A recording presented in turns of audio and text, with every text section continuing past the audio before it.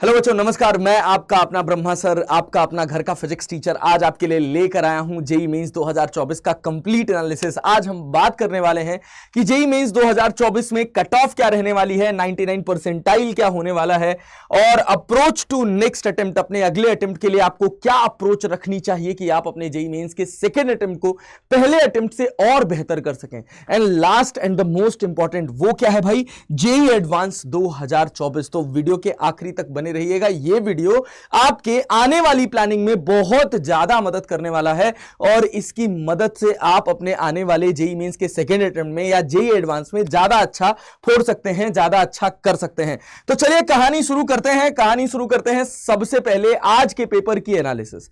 आज है हमारा जेईई मेंस फर्स्ट शिफ्ट का पेपर हो चुका है और अभी हमारी बहुत सारे बच्चों से बात हुई है तो बच्चों ने क्या बताया है सर, ये देख लेते हैं। सर फिजिक्स का पेपर मॉडरेट था, जितने भी रिड्यूस्ड पोर्शन से उससे आज कोई सवाल नहीं पूछा गया था।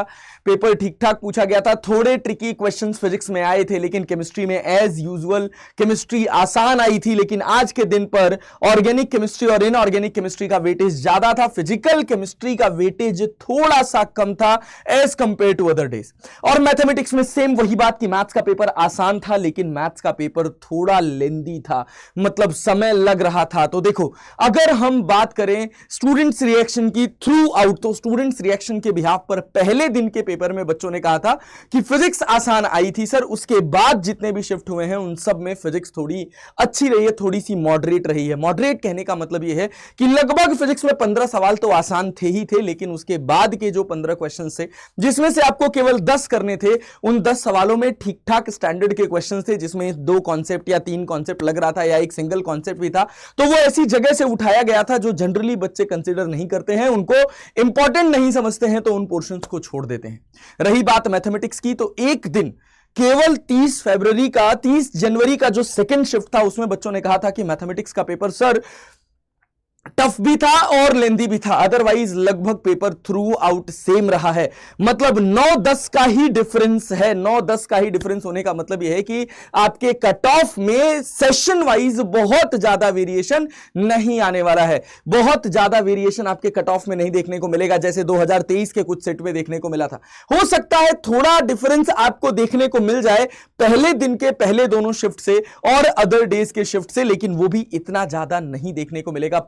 5 नंबर या 4 नंबर का डिफरेंस आपको देखने को मिलेगा आपके परसेंटाइल में। कि हो सकता है कि जेईई मेंस का जो पहले दिन का 27 जनवरी का जो दोनों शिफ्ट हुआ था उसमें कुछ बच्चे जो 95 मार्क्स पा रहे हैं या 98 मार्क्स पा रहे हैं वो क्वालिफाई कर रहे हैं, वो कट ऑफ जा रही है। और कुछ बच्चे ऐसे हैं जो अदर शिफ्ट में 90 मार्क्स पे, 92 मार्क्स पे या 93 मार्क्स पे अपनी कट ऑफ पार कर जा रहे हैं। मतलब 1-2 सवाल का ही डिफरेंस आएगा, इससे ज्यादा कोई खास डिफरेंस आने वाला नहीं है।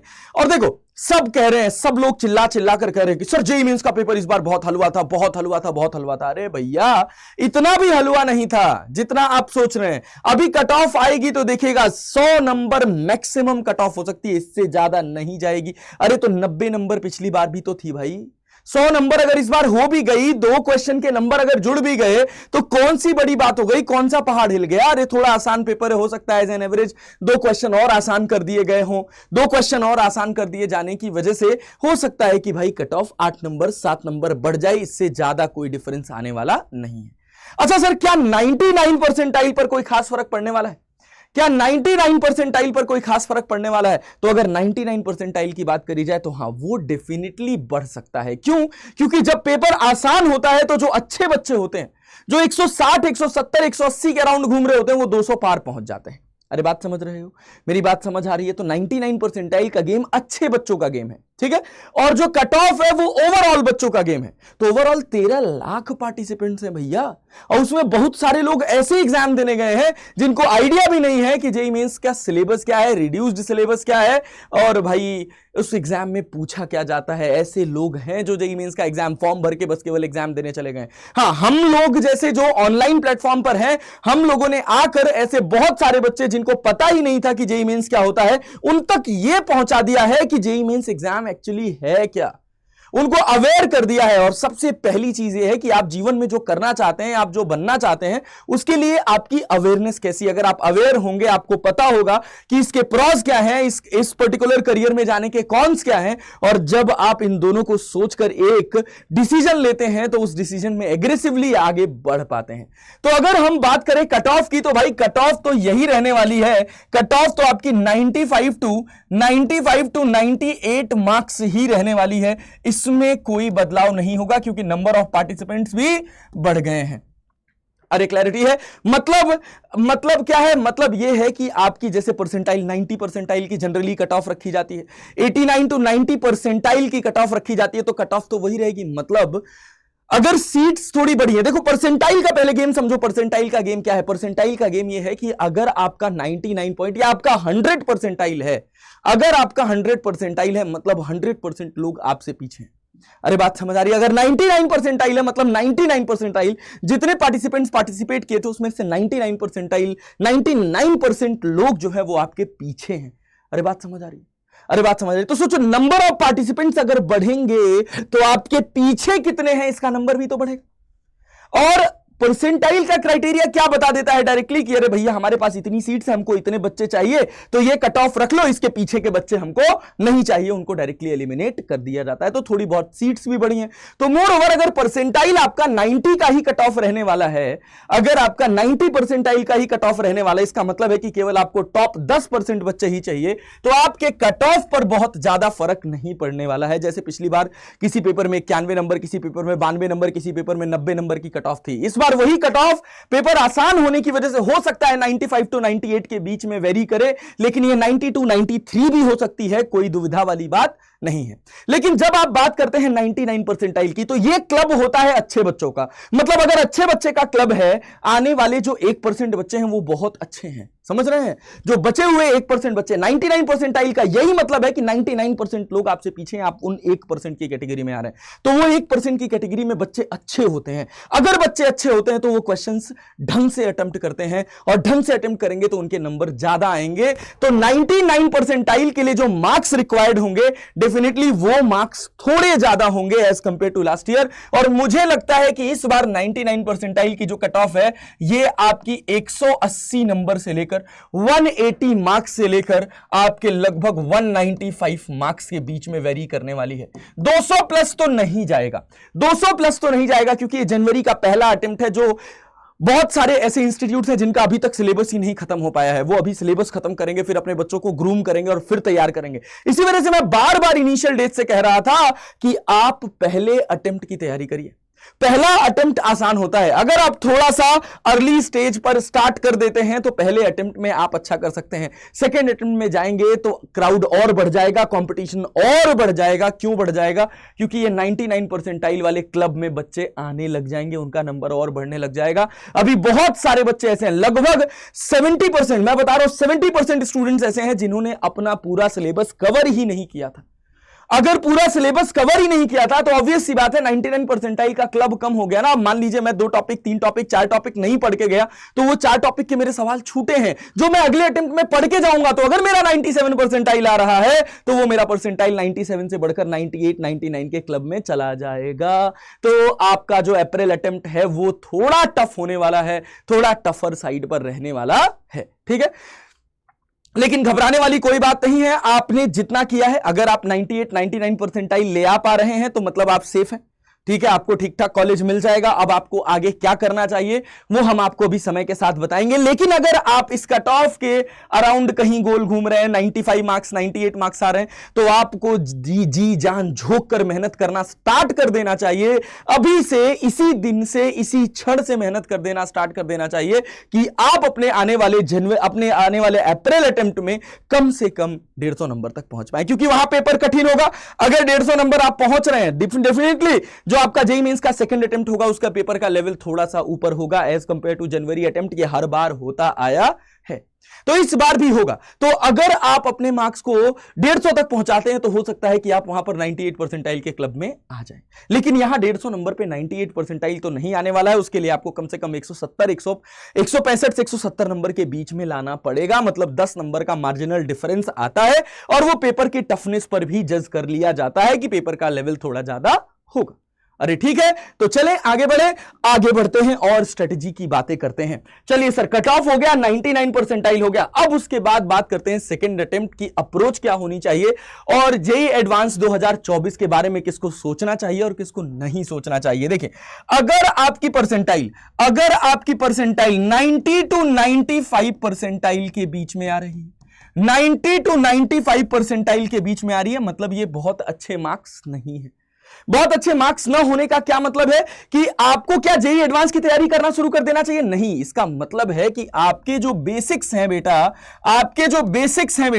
वो कैसे हैं? आपके बेसिक्स वीक हैं, और अगर आपके बेसिक्स वीक है तो आप जेईई एडवांस में अच्छा नहीं कर पाएंगे। तो कृपया करके आपसे विनती है कि आप जेईई एडवांस की तैयारी करने मत जाइए। अगर आप 90 to 95 परसेंटाइल के बीच में गोल घूम रहे हैं तो आपको अपने परसेंटाइल को पहले अटेम्प्ट में, जो दूसरा अटेम्प्ट होने वाला है, उसमें आपको उस परसेंटाइल को बढ़ाने पर ध्यान देना चाहिए। आपको आसान क्वेश्चंस कई बार प्रैक्टिस करने चाहिए। अपने जो छूटे हुए पोर्शंस हैं, जो छूटे हुए टॉपिक्स हैं, उन छूटे हुए टॉपिक्स को कवर करना चाहिए। अगर आप उन छूटे हुए टॉपिक्स को कवर करते हैं, cover your weak topics, cover your weak topics, ठीक है, and practice allot.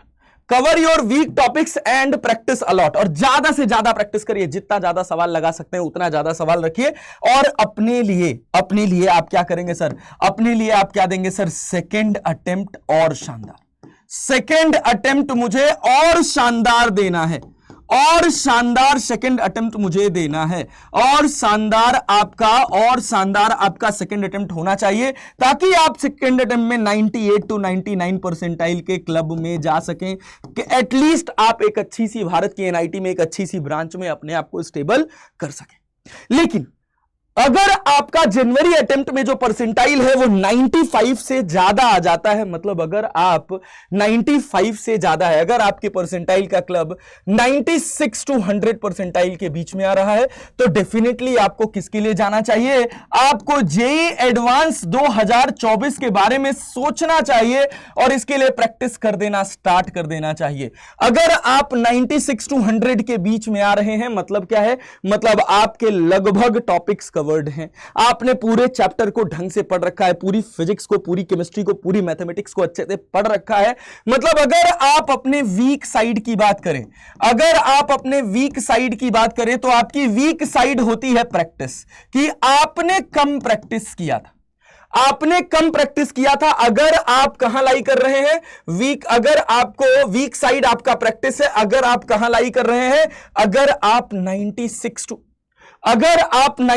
to 98.5 percentile के बीच में लाई कर रहे हैं, तो 98.5 परसेंटाइल के बीच में लाई कर रहे हैं, तो आपने प्रैक्टिस कम की है। अब आपको क्या करना है? अब आपको अपनी प्रैक्टिस बढ़ानी है, आपको ज्यादा नंबर ऑफ क्वेश्चंस लगाने हैं। और ज्यादा नंबर ऑफ क्वेश्चंस कैसे? थोड़े से स्टैंडर्ड लेवल के क्वेश्चंस लगाने हैं। ये नहीं फॉर्मूला बेस्ड क्वेश्चन रगड़े पड़े हो ना। अगर फॉर्मूला बेस्ड क्वेश्चन रगड़े पड़े रहोगे तो उससे कोई फायदा नहीं होने वाला है। आपको मर्ज टॉपिक के क्वेश्चंस उठाने। अब जैसे मैं यहां आकर बताऊं कि आपको कौन सी किताब लगानी चाहिए अगर आप जेईई एडवांस के लिए देख रहे हैं 96 to 98.5 परसेंटाइल के बीच में, तो जो मार्केट की जेईई एडवांस की स्टैंडर्ड बुक्स हैं, अब मैं यहां आके उन बुक्स को प्रमोट तो नहीं करूंगा क्योंकि वो मेरे लिए एक नेगेटिव बात हो जाएगी, बट आप जेईई एडवांस की प्रिपरेशन करने जा रहे हैं, आपको पता है, आप जैसे भी पढ़ रहे हैं, अगर आपके पास कोई स्टैंडर्ड मॉड्यूल है तो उस मॉड्यूल के जो थोड़े से ऊपर लेवल वाले क्वेश्चंस होते हैं, लेवल वाइज जनरली आजकल सारे मॉड्यूल्स में कैटेगरी आ गई है, तो जो आपके मॉड्यूल के टफर साइड वाले क्वेश्चंस हैं उनको लगाना स्टार्ट कर दीजिए, उन पर प्रैक्टिस करना स्टार्ट कर दीजिए, मिक्स टॉपिक के क्वेश्चंस लगाना स्टार्ट कर दीजिए। आप जनरली डेफिनेटली आपका जेईई मेंस का जो सेकंड अटेम्प्ट होने वाला है उसमें आपका परसेंटाइल भी बढ़ जाएगा और आप अपनी जेईई एडवांस एग्जाम में अच्छा कर पाएंगे। लेकिन जो बच्चे 98.5 से ऊपर, 98.5 से ज्यादा है, 91% का मैं मार्जिन लेके चल रहा हूं, वो अपने हिसाब से आप देखेंगे 98.6 से 100 परसेंटाइल के बीच में आ रहे हैं, ये भारत के बहुत शानदार 2%, 1.5% बच्चे हैं जो जेई एडवांस के लिए बने हैं, जिनको डेफिनेटली जेई एडवांस के लिए आंख बंद करके more than one option correct, match the column, passage type questions practice करना स्टार्ट कर देना चाहिए। और आपने जो भी नोट्स बना रखे उन नोट्स को रिवाइज कर करके खूब सारे सवाल लगाते रहने चाहिए। सवाल लगाते लगाते लगाते लगाते इतनी मैच्योरिटी आपके पास आ जाएगी कि जब आप जेई एडवांस के पेपर में बैठोगे और आप कोई नया सेट ऑफ क्वेश्चन देखोगे तो उस क्वेश्चन को कैसे अटेम्प्ट करना है उसकी एक अप्रोच आपके अंदर दिमाग में डेवलप हो जाएगी। क्योंकि जेई एडवांस में यह बात आप जान लीजिए कि आपको करे कराए क्वेश्चंस मिलने की पॉसिबिलिटी ना के बराबर है। एक आध क्वेश्चन आपको करा कराया मिल गया तो मिल गया, नहीं तो लगभग सारे क्वेश्चंस का जो फ्रेमवर्क होता है वो थोड़े नए तरह से फ्रेमवर्क होता है। हां, ऐसा थोड़ी है कि कोई नया कॉन्सेप्ट आ जाएगा, हां, बट यही है कि उसका डेटा आपको नहीं देखा हुआ मिलेगा। हां, पैटर्न आपको देखा हुआ मिल सकता है, पैटर्न आपको देखा हुआ मिल सकता है, लेकिन सेम डेटा बेस्ड क्वेश्चन, जैसे जेई मेंस में क्या हो रहा है कि सेम लैंग्वेज का क्वेश्चन है जस्ट रिपीट हो जा रहा है, बट जेई एडवांस में सेम लैंग्वेज के question as it is repeat नहीं होते हैं, उनके रिपीटिशन की पॉसिबिलिटी ना के बराबर होती है। और जेई एडवांस में मैथमेटिक्स तो लगभग हर साल एकदम नई जैसी होती है। ठीक है, मतलब आपको नया सवाल देखने को मिलेगा। तो अगर आपने नए सवालों की प्रैक्टिस कर रखी है, जैसे आपके पास क्या होता है कि एक सेट ऑफ क्वेश्चंस होते हैं, वही आप बार बार प्रैक्टिस कर रहे हो, बार बार प्रैक्टिस कर रहे हो। और दूसरा ये होता है, हां, ये जरूरी है कब, जब आप जेई मेंस की तैयारी कर रहे हो। लेकिन अगर आप जेई एडवांस की तैयारी कर रहे हैं तो आपको क्या करना है, आपको थोड़े नए क्वेश्चंस ट्राई करने हैं, आपको थोड़ी अच्छी किताबें पढ़नी है, जैसे एस एल लोनी हो गया, जैसे आपके पास एन एन घोष हो गया, ये सारी किताबें अगर आप लगाएंगे, जैसे आपका पी बहादुर हो गया फिजिकल केमिस्ट्री में, ये सब जब बुक्स आप प्रैक्टिस करेंगे तो आपको नए तरह के थोड़े डिफिकल्ट लेवल के क्वेश्चंस मिलेंगे पढ़ने को, और फिर आप अपने सिलेक्शन को और मजबूती दे पाएंगे। तो देखिए, जेई मेंस का पहला अटेम्प्ट तो आपका हो गया। आपने जैसा भी किया उसके हिसाब से मैंने आपको स्ट्रेटेजी बता दी कि आपको क्या स्ट्रेटेजी रखनी चाहिए। लेकिन दूसरी मुद्दे वाली बात, दूसरी इंपॉर्टेंट बात, दूसरी मुद्दे वाली बात और दूसरी इंपॉर्टेंट बात यह है कि जो बीत गई सो बात गई, जो आने वाला है वही मेरे कंट्रोल में है, उसको मैं कैसे बेहतर कर सकता हूं, उस पर मेरा क्या कमांड है, कैसे मैं निरंतर उसको हर दिन हर मिनट अपने दिमाग में प्रोसेस करके जितनी मैंने गलतियां करी हैं आज तक, उन गलतियों में से कितनी गलतियों को मैं सुधार कर अपने सेकंड अटेम्प्ट को और बेहतर दे सकता हूं, या मैं अपने जेई एडवांस में और बेहतर कर सकता हूं जो मैं खुद से एक्सपेक्ट कर रहा था। उन सारी बातों को अपने दिमाग में सेट करिए, उनको कहीं एक डायरी पर नोट डाउन करिए और उसको टिक मार्क करके आगे बढ़ते जाइए कि ये वाली मेरी कमजोरी एलिमिनेट हो गई, ये वाली मेरी कमजोरी एलिमिनेट हो गई। सर मैं रिवीजन नहीं करता था, ये वाली कमजोरी एलिमिनेट हो गई। सर मैं पढ़ तो ले रहा था, मैं किताबें पढ़ ले रहा था, ऐसे पन्ना पलट रहा था सर अपनी नोट्स का, मैं उसको लिख नहीं रहा था, लेकिन अब मैं लिख के पढ़ाई करना स्टार्ट कर दूंगा। अगर आप इस हिसाब से अपनी तैयारी करेंगे तो डेफिनेटली आप अपनी तैयारी में अच्छा कर पाएंगे, आप अपने आने वाले अटेम्प्ट में और बेहतर परफॉर्म कर पाएंगे। और इसके रिगार्डिंग हम एक बहुत बढ़िया सा लाइव सेशन लेकर आ रहे हैं, जिसमें आपको एमएसएम सर और सर्वेश सर गाइड करने वाले हैं कि आप अपने आने वाले जो बच्चे 12वीं क्लास के हैं वो बोर्ड एग्जाम्स को कैसे दें, जेई मेंस के सेकंड अटेम्प्ट को कैसे दें, और जेई एडवांस के अटेम्प्ट के लिए अपनी क्या साइकोलॉजी रखें। ठीक है बच्चों, तो चलो कमेंट बॉक्स में बताना कि अगर आपको इस वीडियो से किसी तरह का मोटिवेशन मिला है, अगर आपको लग रहा है कि आपकी कमियां मैंने पकड़ी हैं, आपको लग रहा है कि हां सर मुझे आपने कैटेगरी बता दी है, हां इस कैटेगरी में अगर मैं लाई करता हूं तो मुझे क्या करना चाहिए, और इस कैटेगरी में मैं लाई करता हूं तो मुझे क्या चूज करना चाहिए, मुझे अपनी प्रिपरेशन को किस डायरेक्शन में रखना चाहिए। अगर ये बात आप तक पहुंची है, आपको समझ आई है, तो प्लीज कॉमेंट बॉक्स में मुझे जरूर बताइएगा, मुझे बहुत अच्छा लगेगा। तो मिलते हैं फिर आपसे जल्दी ही, तब तक के लिए थैंक यू सो मच। बहुत सारा प्यार है आप लोगों का, बहुत सारा आशीर्वाद है मेरा आप लोगों के लिए। आप अपने जीवन में बेहतर करते रहिए।